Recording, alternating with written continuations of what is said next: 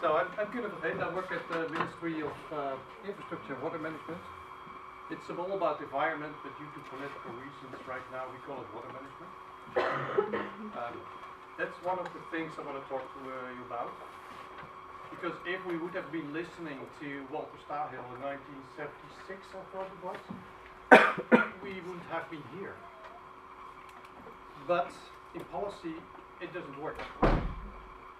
I'm going to talk to you mostly about the demand side. I heard that some of you were involved in public sector involvement. Demand side is not just the public sector. It has a transition to the private sector. What I do is work in the Netherlands and also international. International, on one hand, because the global market is international. Maybe we should make it a little bit less global. And I believe that the only way to solve it is also to collaborate. So this is part of what the official program of the Netherlands is doing, is co-creating the circular economy. We're looking at possibilities for a zero waste system. Again, this is the big plus. It sounds perfect, zero waste. Is it realistic? No. But it's nice to have a picture if I can. And I'm going to show you why this is a very good system, why we do great things, and at the same time why it doesn't work. And one of the examples why it doesn't work is this iPhone. I'll explain further. So in the system we have different parts. We look at the design, production, the companies, we want to change them. So we tell you change. And we want to have a natural source, which is beyond the companies. They need to change the ones that source it as well, which is often in developing countries with all the social impacts. And we do the recycling. These are all different ones. The challenge is, of course, this doesn't exist and we have a lot of waste to deal with. We want to look at the waste, and that's what the Commission was talking about. We want to see how that can be changed. We look at still changes from the waste side, where we should start at the other end. Procurement, or demand side management, or whatever you want to call it, is one of the instruments to look into that. Right now, we've always been looking at the production side, and you buy it so you want a better product. Just because you can influence this partly. But, thanks to regulations, it's very difficult to go to the next step. And it's very interesting that procurement has, in fact, the power to go to the next step. You don't even need to change the law for that. You can actually do a lot of that. But you can also look at the other part. The funny part, when I started out in procurement in 2007, we never talked about the waste part, because you procure something. Waste treatment is done in another department. Once we started the circularity, one of the first things I noticed, we don't even know who these people are. It took a lot of searching. Who's actually getting rid of all the stuff? Who's doing it? So that's the first job. Next step, here's a lot of people working in use phase. That's not done by the procurement. So in the procurement, actually, the first thing I say, it's not about procurement. It's about the whole cycle where you influence the user. And the user is the biggest part of the whole chain time period, at least for some products, not for the phone perhaps. So that's one of the things here. The procurement has a lot of opportunities. That's not always procurement, and they're all different people, and it's not kind of interesting. So this. The question is, why do we buy stuff we either don't need, we don't want, we're going to waste it anyway, and we have a social impact we don't like. If you look at these consequences in social impact, who would like to buy something like this? The simple reason is, for me, 1, it works. 2, I don't have a choice. I cannot buy a Fairphone with my money. So there is a whole triple down system in the government to make sure it's impossible for me to get a Fairphone. We're trying to do that already. We're working on that for 5 years, and we had one pilot to do it, and it didn't work. So now we're back to the iPhone, and we want to change it again. How do we do that? regulations, that's one of the things. But I'll go in that before. I want to show you this, because we started out in the waste side, and this is the kind of pictures we show internationally. We used to be poor, we used to be circular, then we got rich, and then we threw it away, and the first thing we did is started to collect it. In some countries they still don't have that phase. Then we're going to try to construct, we have all the environmental laws, we're going to change the laws. We're going to integrate policy on waste management, yeah, we do it better. And now we go to circular economy, and suddenly it's no longer about waste. Whoa, but all these people, thousands of people working in waste, have to think how they shouldn't think about waste. Well, that doesn't work. And we suddenly have the social dimension, which is one of the major drivers internationally, because we realize there's a lot of problems here in waste pickers, in production, whatever. How to deal with that? Because these are usually environmentalists. They don't talk about social, that's another department. So, what we did, we made a nice report, that's what policy does. And that's what you people are good at, trying to figure out how this works. If we have a circular economy, you have a lot of benefits in money, jobs, and savings. And this is, of course, where you talked about the thermodynamics law, second law, which is not quite realistic that we go to 100%. But that's what policy does. You have an icon on the future. And this is the program we have right now in the Netherlands. You asked me to present a little bit. So we have transition agendas, we have interventions, plastics, production industry, construction, consumer interventions, and now we're going to make an intervention agenda, we're going to start. And I'm from policy, and I'm going to tell you as well, there's one big mistake here. They needed this to get money. But now all the money comes from the climate change. So now we have to negotiate how do we get money from the energy department for the circular economy. Because we have goals, but we don't have money. So it's about views and politics, how to get money for this. The intentions are there. Does it work? I don't know, because it takes forever to get money. So there's also this political system that we have ambitions and we have real life. And this is where I'm involved in as well, in the international collaboration. And there was a lot of time now, no involvement in international collaboration. That's why the Commission now has a lot of problems. And some countries even want to leave. Because somehow we don't want to collaborate anymore internationally. For universities, that's not an issue. For public authority, it's a very big issue. You're not even allowed to travel sometimes. At the same time, if we want to change the global market, how can we do it if we're not even allowed to travel? So the government wants to show leadership and engage in all this kind of stuff. Integrate policies, nice wordings. I'm more about the actions. They want to show responsibility, and they do a good job actually trying to get it right now. But in the old linear system. This is better, I think. One of the things is getting partnerships, because one of the problems we face now is that it's a lot of singular issues. We're talking about waste, we're talking about design, we're talking about procurement, all isolated silos. In these partnerships, you're trying to get some movement in collaborating.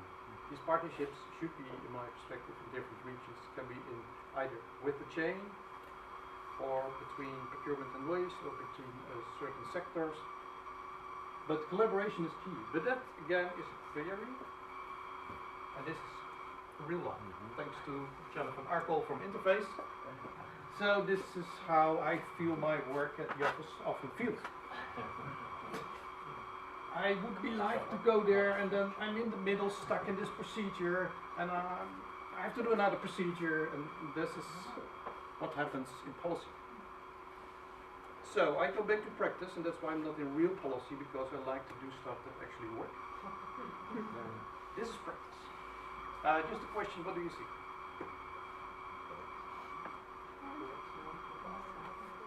Plastics? Yeah, there are plastics in there. Nothing? Big machine. Huh? Big machine. Yeah, that's good.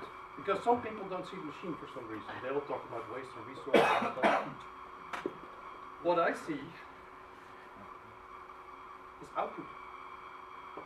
This is the output of our procurement. This is everything we buy. And the question already posed, why do you buy it if you're going to throw it away anyway? But still we do it. So the system in buying and what you do, this is how the system works, very simple. I can tell you that in between here, in the procedures, I can have these big balloons thanks to our regulations. So whenever you want to buy something, it takes about 6 months if you're really fast, and 1.5 years or a couple of years, really fast. And you have waste contracts.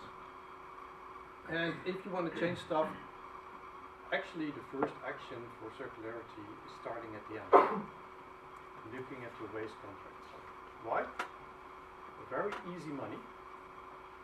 It's something we haven't been looking at for many years, so there's a first step, and it's very easy to make a big step right now. And it's the way to get waste to resources, so this is a place where you can easily start. And after that you go to the the paperless systems and the system design and give it back to people. You can do that. I can tell you getting these models into the government is like hell again. So take your chances and go for short-term options, and then also start looking at the long-term strategy. How we do it is by pilots. And the pilots, I think, is important. What we did at some point in circular procurement, we didn't know how to get into policy because public policy at that moment didn't want procurement anymore. That's how politics goes. It's important, it's not. So we just started doing it, sharing knowledge, getting all the people who together, put them in a collaboration, Green Deal we call it, do pilots, share knowledge, and then start. And it's simple. Why do we need a procedure of 5 years to start doing where we already know 3 or 4 of the first couple of steps to do it? But that's what we do. We wait for policy to do something instead we can do it tomorrow. I give you one example because I don't have all day. Otherwise, we have a training on this, by the way, for a couple of days. Furniture. Furniture is a very simple product, technologically and risk-free to start changing. It has a lifespan of about 15 years, 30 years if you're good. And we completely rethought the buying of new furniture. So a category manager, that's one of the things, we need a category manager for these products. They came up with a new strategy. We don't buy new furniture anymore. We buy old furniture. Now we buy the service of refurbishing. So that was for me the first time that in the government I had a mind shift in doing it. Instead of buying new, you buy second hand. No, not second hand. People don't want second hand. They want to have good quality. So you ask for the function, the quality, and the company who's serving it is responsible. So this is one of the first examples where I think you have a mind shift, and we can last for 10 years with all the chairs and tables we have right now.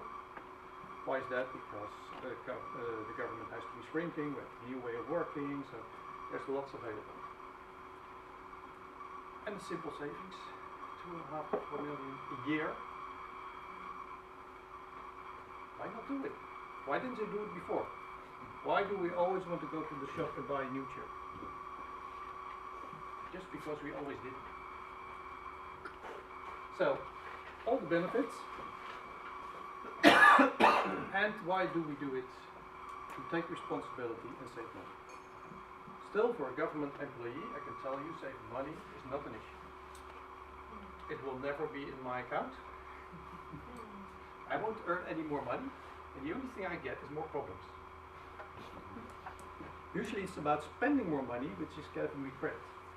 It's a very weird system. But if we want to change it, we need supply to collaborate. And this is why the national government had a category manager. So we have collaboration.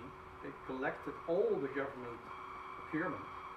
They made one big, I think it's 200 million tender. So then you have volume, but then the market can offer something. So you need volume, you need collaboration. We can actually do this in the Netherlands, a little bit at Flanders. But if you go to bigger products, Apple, there's no way you can influence that from the Netherlands. We have 150,000 employees in national government. The biggest tendering organization is on education actually, SERV. They have 1 million clients. Still, if you would call Apple, they would just laugh at us. It's a 1 day's production somewhere in China, I think. So you need to balance these. So that's the power of demand. It seems like we need to go for criteria and green procurement. Yes, but only if we start to scale and collaborate. So very shortly, before I go to the conclusions, this is one of my problems in policy, how we work. This is when we started with the Circular Economic Program in 2015. Then you get a program, you get first policy, then you get a program, then you get an information program, then you get whatever. It takes 4 years at least, and then you get a new government, and they change it all over again. This is what we did. We just started doing it, and then connecting it to policy. And then the new government wanted to have our examples. So we started this in 2013, the new government said, I would probably... Now, of course, they go back to real strategy, because that's what they always do. So this is one of the solutions to start changing the way of working. It's just one of them. There are many more changes. Start bottom up. Start with working example, doing. Go back to policy and go back to doing more. Instead of thinking, programming, reprogramming, rewriting, making new policy, rewriting, etc. We are disconnected from reality too far. Somewhere the last couple of 30, 40 years, policy and reality have become disconnected so far, we cannot do the right stuff anymore, it takes too long. What do? We share the examples, make guidance, look at roadmaps and try to collaborate. And I think that should be one of the major assets here. And this can be in different forms, there can be more groups together. Sometimes it needs to be local because procurers and stuff on the ground, it's usually local. Don't try to scale it up to the UN to get one store in South Africa changed and stickering for 34% discount or stuff. You need to know your rules. Before I go to this one, I want to draw one picture I always draw. Very short, small one.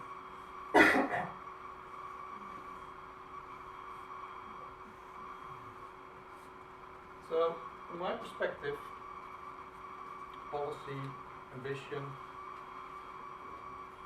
is up here. It's all a lot of fuss, and also that's all your work to do, so I use a lot of credits, it's good work sometimes. But if you have the ambitions, if you make the research report, you need to go to reality. So this is practice. And actually with the Green Deal, we make a kind of step in there that you start working here and connecting it to policy. But the thick clay in between is a production of, let's say, 60 years of linear programming to make us really rich and happy. This is the thick clay of all the procedures, all the laws, all the systems in between. As soon as you start changing one thing, you will reach thing as well. It's more like psychology and philosophy. Why do we need global change? Why do we need to export the iron and import it again? Why do we need to export milk to New Zealand to get milk powder back to use it again here? This is for trade for whatever reasons. Make more logical and manageable change. In IT we have one good example. We're starting to look at more production in Europe, not for the reason of sustainability, but for the reason of risk. We don't trust them anymore to put in all the right things, so we actually found some very not small dot on a motherboard, which was spyware. And it was a kind of B trademark, it was in our database system. We didn't know, it was one of the suppliers of about 100. So we started thinking about deglobalization. Well, Trump can help there as well. So these kind of issues, why do we need make it more logical? It makes sense. Of course, I'm not going to build an airplane in the Netherlands. If I grow food around the corner with an apple, why do I need apples from New Zealand? So the third one is my major topic here. How do you change policy to make it more realistic? Because they keep on promising. We would have solved the world already 50 times by all the energy policy reports. Because there's no, so we keep on promising, and I think that's the way that people want it to work. They just want to have promises, they want to have hope. At the same time, it doesn't really land in practice. So how do you change that game? And from my perspective, mainly connected to that, practice needs to be the base of policy. And we are disconnected from practice these days. So how do you get all this knowledge on the ground, up to the level of policy, that they can do the right stuff? And they're doing a lot of right stuff still, don't worry, but not enough. So there's a lot of things here, a lot of challenges. I can go on forever. The linear clay in the middle I was talking about there. Annual budgeting. It's a completely stupid system. It doesn't work. It keeps on pushing us spending money. No one wants to challenge it. No one even knows who it is in charge of this system. Or the paradigm of technology solves it all. Just buy a more efficient car or more efficient television. Okay, I get it with Wi-Fi and internet and everything. So you have a more efficient television. You put all these additional stuff in there, so you have zero result. And collaborate. And this is also for the policy departments a very big issue. I'm from economics. I'm not from climate. I'm from environment. Yeah, but if I'm in procurement, I only have one tender. Include it and collaborate. It's one of the major challenges in my perspective. And economy is not a goal in itself. Don't tell that to the Ministry of Economy. This wasn't recorded, was it? I can tell them. So, some specifics I came up, like what can you work on? All the old equipment we have are not being organized in standards or whatever. All the procedures around it are based on new. We need hundreds, thousands, 10,000 of procedures to be changed. It's like a Brexit, but then different. For remanufacturing, recycling, reuse, how do I value this old wood? How do you work with partnerships? How do you create action there? Indicators, of course, I already worked on that. Rethinking our financial system that actually not only look at the business model. Yes, the business models are okay. That's not a problem. Getting them in the systems to work, that's not. And many technical issues, and for me, from the policy side, slow down. It's maybe a weird one, but we're trying to overheat ourselves with communications like this. And we talk in the bubble to each other, talking everyone about how much good work you can do, how many pilots, but still, sit down, relax. What do I really need to do? Do I actually already need to buy this new car? So, change one step at a time, no 100%. For me. And just start doing it. I'm not quite sure if this is completely government policy proof. Since I'm not completely policy in the government, this is how I think should be done. Good. Thank you very much.